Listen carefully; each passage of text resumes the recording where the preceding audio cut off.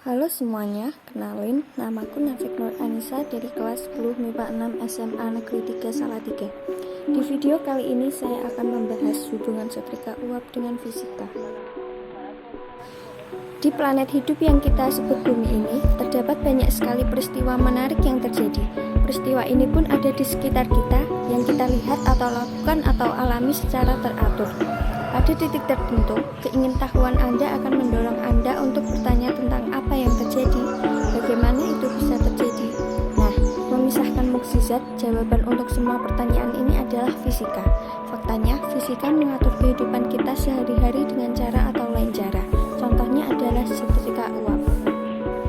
Tepat setelah Anda bangun di pagi hari dan mulai mempersiapkan sekolah atau kantor Anda membutuhkan kain yang disetrika, dan di sanalah fisika berperan. Setrika uap adalah mesin yang menggunakan banyak fisika untuk membuatnya pergi.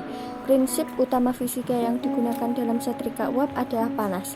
Panas dalam termodinamika adalah jenis transfer energi dari zat yang lebih hangat. Setrika merupakan teknologi dengan manfaat yang relevan dalam pemakaiannya.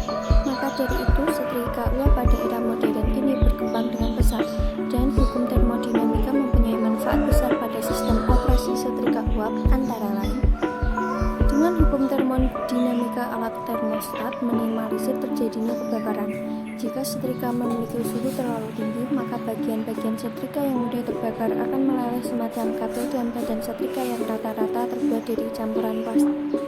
Dengan hukum termodinamika dengan alat termostat yang dapat mengatur suhu otomatis, maka saat suhu sudah terlalu tinggi akan turun dengan sendirinya, karena jika suhu terus naik tanpa penurunan akan cepat.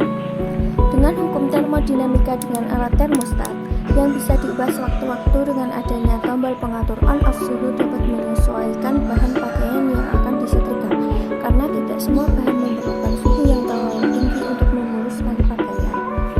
Dengan hukum termodinamika, alat termostat juga menghemat listrik, karena suhu yang tinggi juga memerlukan daya listrik yang besar. Nah, itulah manfaat hukum termodinamika pada sistem operasi setrika.